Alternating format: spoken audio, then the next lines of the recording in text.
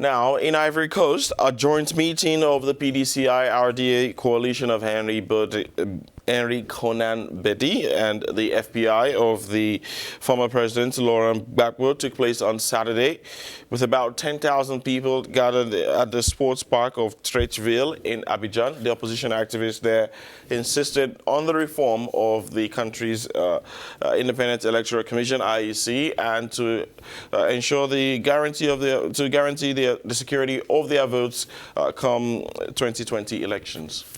And Jerry, while waiting for a real alliance, since the word was not mentioned at the meeting, it is above all the reconciliation between the former enemies, Laurent Gbagbo and Henry Konan Bedié, that continues. Just over a month ago, the two former presidents met at the end of July in Brussels, where Laurent Gbagbo resides on parole. The president of the PDCI then strongly wished him a speedy return. Saturday's meeting is therefore a second step towards a possible electoral alliance, which is essential if we are to hope to remove the rally of hopuetists for democracy and peace in 2020. The formation of President Alassane Ouattara, who is currently in power. With us now from Abidjan is our correspondent Ebren. Ebren, a warm welcome to you. How are you? Bonjour Jerry, bonjour Rick.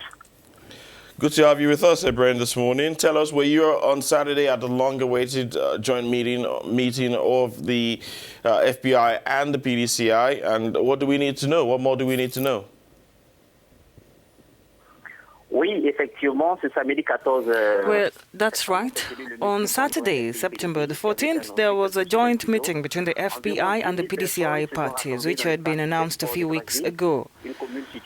About 10,000 people gathered in the Treichville Sports Park, a commune in southern Abidjan, to seal the union of the two rival political parties during the 2010 presidential polls.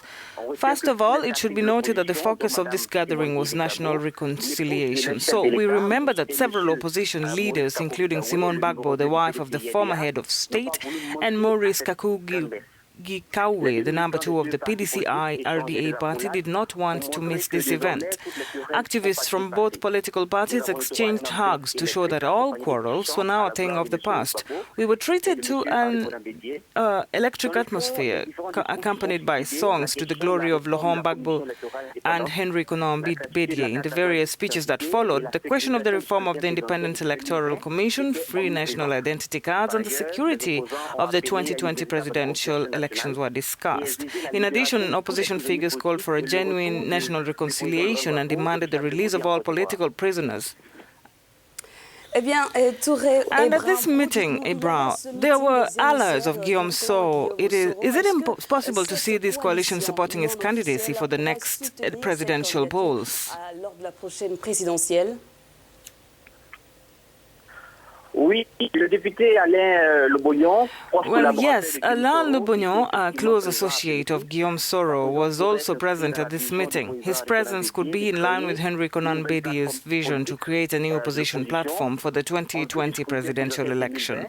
According to some sources very close to the different camps, the main objective of this platform is to support the candidate who would succeed in reaching the first round. So it is important to remember that it would be extremely difficult for a single political party to win the election in the first round.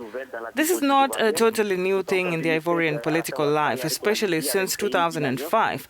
Alassane Ouattara and Henry Konan Bedié created an alliance against Laurent Gbagbo for the 2010 presidential election, which ended in armed conflict. So if Soro Guillaume must benefit from any support in the event that he arrives in the second round during the 2020 elections, we must rely on the good faith of the two leaders, Henry Konan Bedié and Laurent Gbagbo, if he really agrees to be part of this new platform.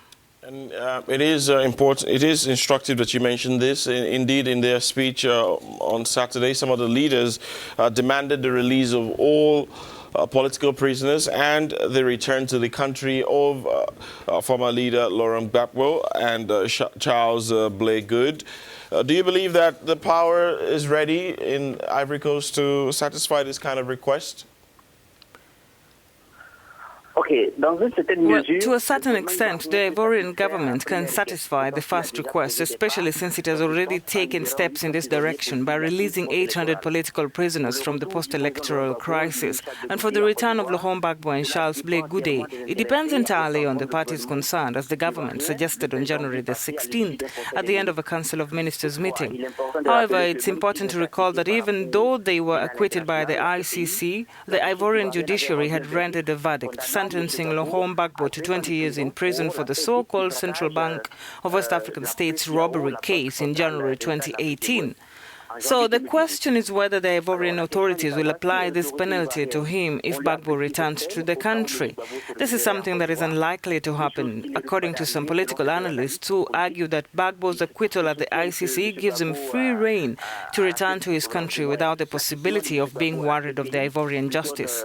In the circles of power, no one seems to be answering to this kind of questions. They are difficult questions. The Laurent Gbagbo case annoys some and worries others. Tant elles sont difficiles, le cas Gbagbo agace les uns et inquiète les autres.